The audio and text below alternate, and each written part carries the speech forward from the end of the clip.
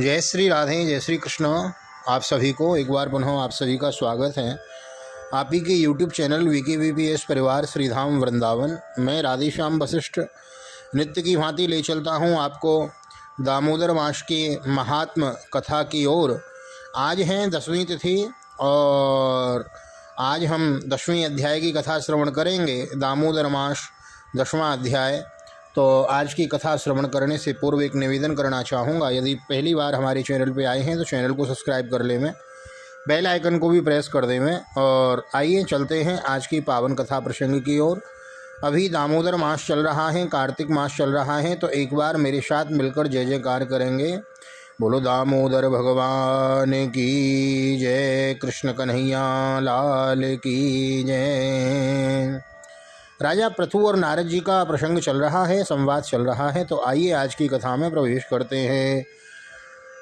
दामोदर मास महात्म कथा 10वां अध्याय। राजा पृथु नारद जी से पूछने लगे कि हे महामुने, कार्तिक मास में आपने विष्णु की पूजा का महात्म कहा। अब यदि इस मास में और भी देवताओं का व्रत तथा पूजन हो तो भी कहिए। तब नारद जी कहने लगे, आश्विन शुक्ला पूर्णमासी को ब्रह्मा का व्रत होता है और कार्तिक कृष्ण चतुर्थी को गणेश जी का व्रत होता है। सप्तमी तथा अष्टमी को अहोई देवी तथा अमावस्या को श्री लक्ष्मी जी का व्रत होता है। बोलो लक्ष्मी मैया की जय।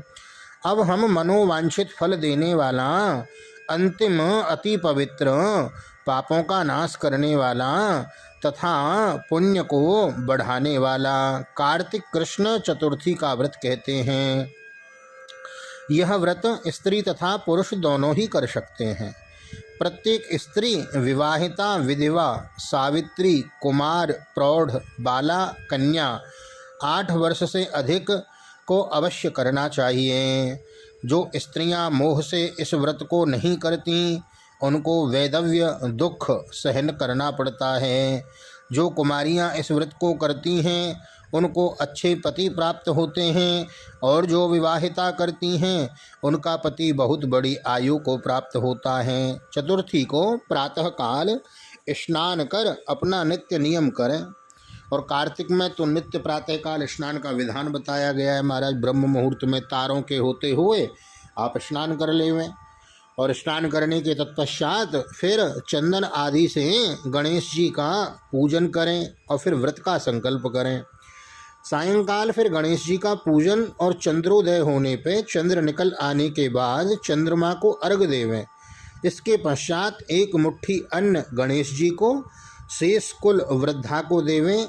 नववधू के लिए व्रत विधि कहते हैं। तीज को सिर से स्नान करें, रात्रि को दातुन करके सूखे सुख से सो जाएं।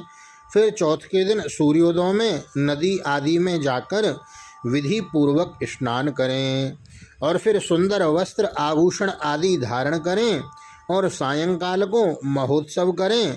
तब राजा पृथु पूछने लगे कि हे भगवान, महोत्सव किस प्रकार करना चाहिए। नारद जी कहने लगे कि स्वर्ण आदि के पात्र में 10 अष्टक रख घी से दीपक जलावें। महाराज स्वर्ण आदि लगा दिया। आपकी सामर्थ्य होवे तो स्वर्ण का दीपक लें, सामर्थ्य न हो तो चांदी का लेवें, पीतल का लेवें, स्टील का लेवें, और ना हो तो महाराज मिट्टी का लेवें। सबसे पावन पवित्र दीपक बताया गया है। और फिर उसमें घी रखकर दीप जलावें। सब पात्रों में कलश रखें। अपना पात्र हाथ में लेकर यह प्रार्थना करें, हे सौभाग्य, ये करवा हमारे हाथ से लें। हे कर्म वाली, नेत्र की ज्योति देने वाली, यह दीप लें। ऐसे 9 बार करें। 10वें बार कहें, हे बाले, यह करवा लें, जिससे हम पर और तुम पर गणेश जी प्रसन्न हो।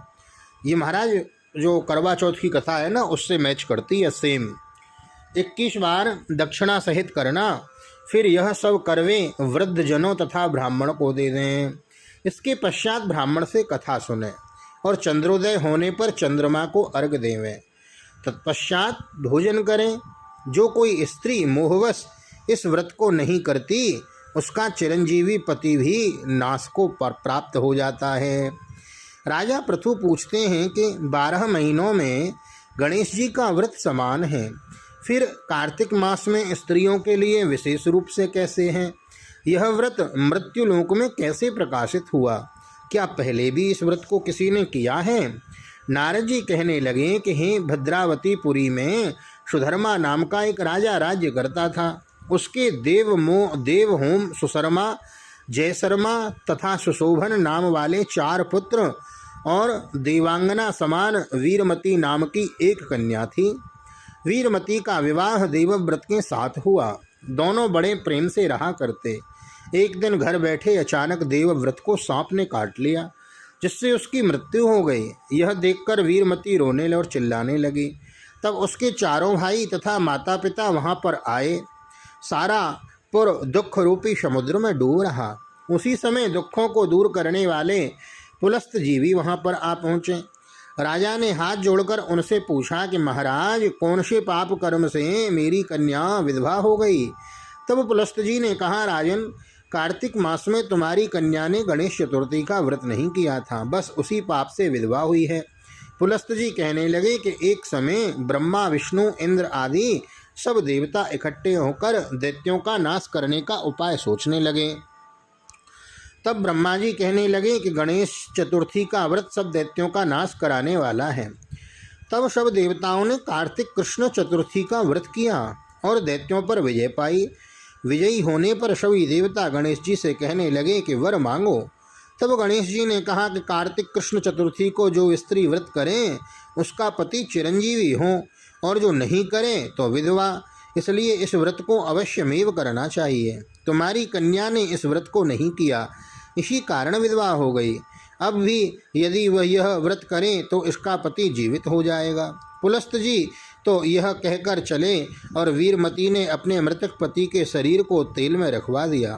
कार्तिक मास आया तो विधिवत व्रत को किया गया और कथा सुनी। रात्रि को अर्घ देकर ब्राह्मणों को दान दिया और इस व्रत के प्रभाव से उसका मृतक पति फिर से जीवित हो गया। इसलिए स्त्रियों को सौभाग्य और संतति के लिए इस व्रत को अवश्य करना चाहिए और कथा भी सुननी चाहिए।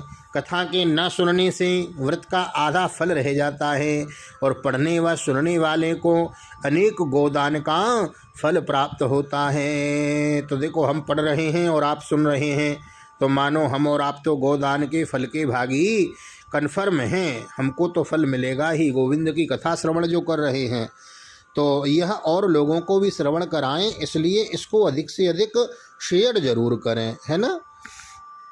शेयर करने से आपको और अधिक फल की अधिकता से प्राप्ति होगी, है ना।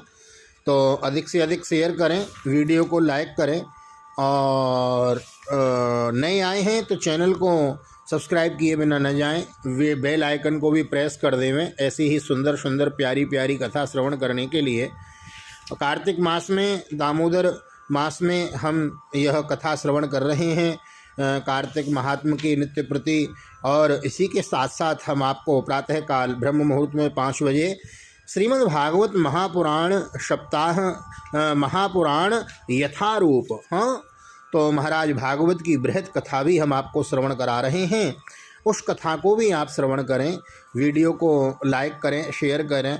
नए आए हैं तो चैनल को सब्सक्राइब किए बिना न जाएं, बेल आइकन को भी दबा देवें और इसी प्रकार जुड़े रहें श्री धाम वृंदावन से। और भी कार्तिक मास की अनेकानेक कथाएं हैं। कार्तिक की महाराज कार्तिक मास की 7 सप्ताहों की भी कथा है, हाँ, सोमवार, मंगलवार, बुधवार आदि इन वारों की भी कथा है। तुलसी जी की कथा का भी बड़ा सुंदर